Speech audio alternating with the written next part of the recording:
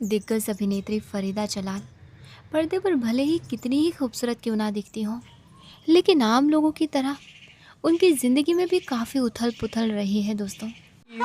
Lovely. इससे तो हम अच्छे चांदनी चौक में थे, क्यों? हाँ। उन्होंने खुलकर बताया था अपने एक इंटरव्यू में कि उनके परिवार की हालत क्या थी और कैसे बचपन में ही उनके माता-पिता अलग हो गए। फरीदा जलाल एक बार अपने जीवन के एक बेहद निजी अध्याय, अपने माता-पिता के तलाक और उन पर बड़े प्रभाव के बारे में खुलकर बात की थी। 2021 में फारूक शेख के होस्ट किए जाने वाले सेलिब्रिटीज टॉक शो जीना इसी का नाम है में शामिल होकर फरीदा जलाल ने अपने बचपन को याद किया और बताया कि कैसे उनके माता पिता से कम उम्र में अलग होने और बोर्डिंग स्कूल में रहने से उनका जीवन प्रभावित हुआ। उन्होंने बताया कि जब वो सिर्फ 2 साल की थी तब उनके माता पिता का तलाक हो गया था, जिसके बाद अदालत ने बच्चों को बोर्डिंग स्कूल में भेजने का आदेश दिया।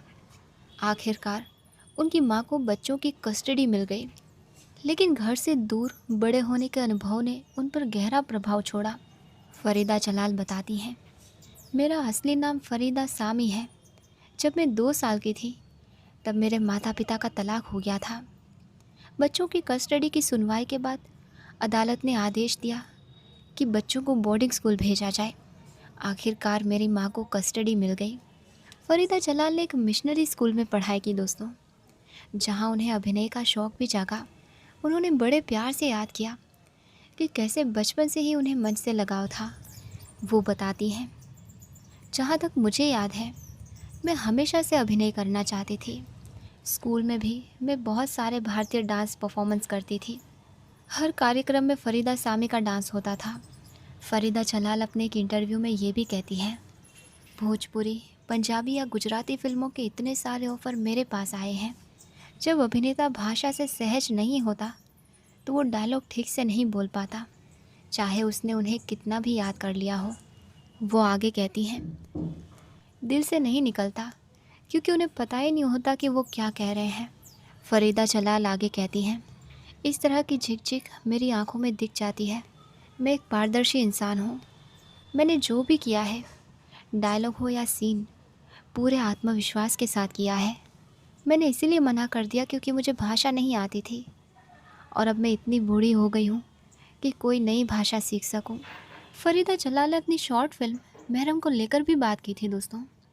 ये फिल्म एक भावुक ड्रामा है जो एक बुज़ुर्ग मुस्लिम महिला के इर्द गिर्द घूमती है, जो हज पर जाने के लिए उत्सुक है लेकिन कई बाधाओं का सामना करती है।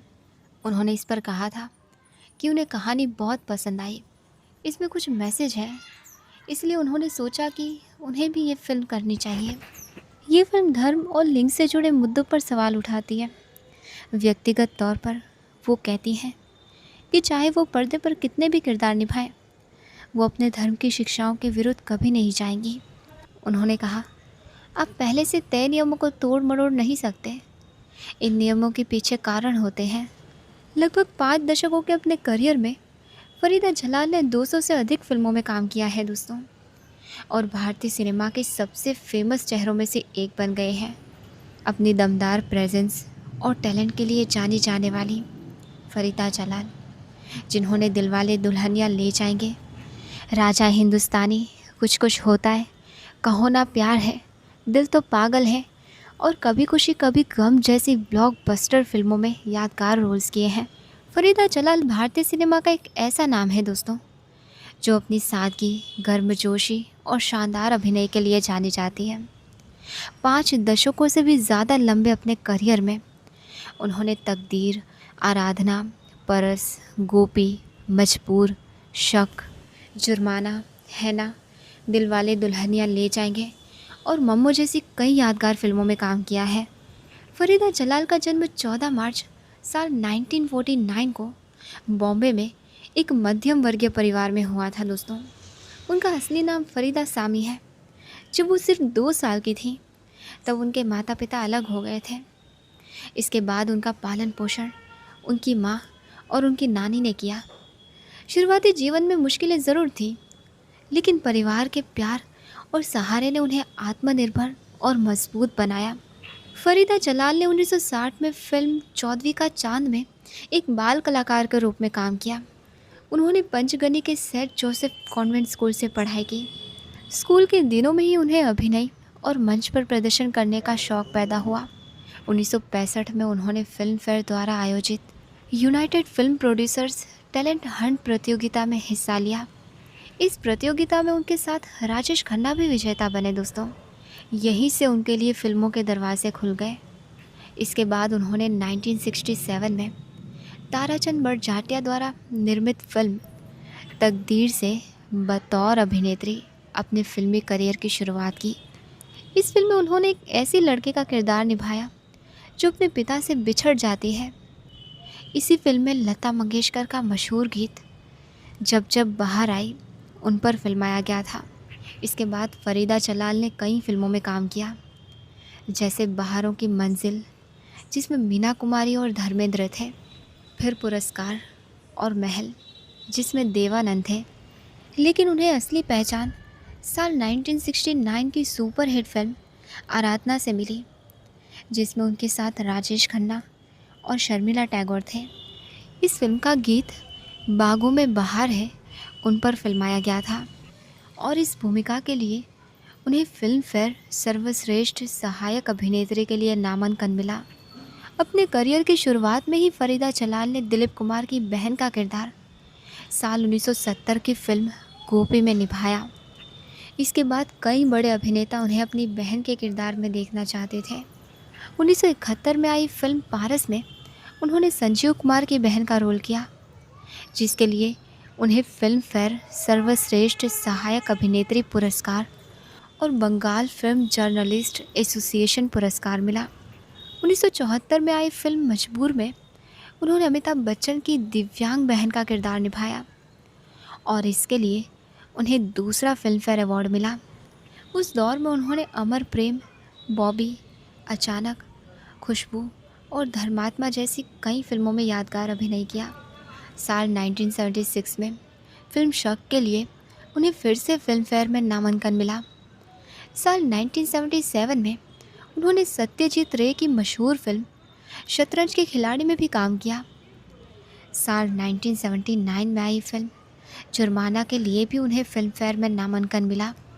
उन पर फिल्माए गए कई गीत भी बहुत लोकप्रिय हुए दोस्तों, जैसे आए दिन बहार को हम बांट लें, बेचारा दिल क्या करे, दरिया किनारा, एक बंगला, नहीं देख सकता तुझे रोते हुए आदि।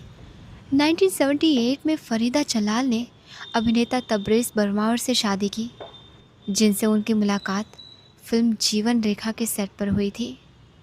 शादी के बाद वो बेंगलुरु चली गई, जहां उनके पति की डिटर्जेंट फैक्ट्री थी। उनका एक बेटा भी है जिसका नाम यासीन जलाल है। 1980 के दशक में उन्होंने परिवार को समय देने के लिए फिल्मों से कुछ दूरी बना ली और इस दौरान बहुत कम फिल्मों में काम किया। 1989 में उन्होंने राज कपूर की फिल्म हेना से वापसी की, जो साल 1991 में आई थी, जिसमें उन्होंने ज़ेबा बख्तियार की मां का किरदार निभाया। इस भूमिका के लिए उन्हें एक और फिल्म फेयर पुरस्कार मिला। फिर 1995 में आई फिल्म दिलवाले दुल्हनिया ले जाएंगे में उन्होंने काजोल की मां लाजो का किरदार निभाया। उनके संवेदनशील अभिनय के लिए उन्हें 1996 में फिर से फिल्म फेयर अवार्ड मिला। 1994 में आई फिल्म मम्मो में उन्होंने मुख्य भूमिका निभाई। श्याम बेनेगल द्वारा निर्देशित इस फिल्म के लिए उन्हें फिल्म फेयर क्रिटिक्स अवार्ड मिला। इसके बाद 1990 और 2000 के दशक में उन्होंने कई फिल्मों में माँ के किरदार निभाए, जैसे जादुई, दिल तो पागल है, कुछ कुछ होता है, कहो ना प्यार है, पुकार, कभी खुशी कभी गम, पिंजर आदि। इसके बाद फरीदा जलाल ने टेलीविज़न पर भी काम किया।